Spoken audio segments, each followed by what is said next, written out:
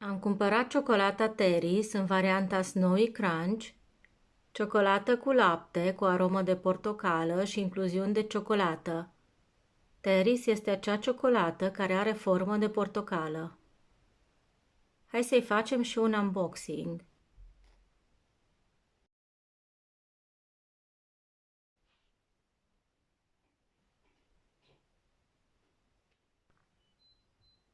Am desfăcut ciocolata, așa arată.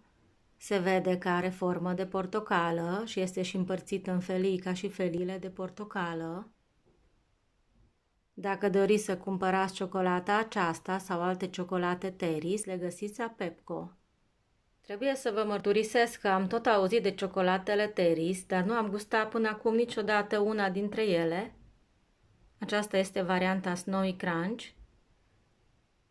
O să o gust imediat și o să vă scriu în comentarii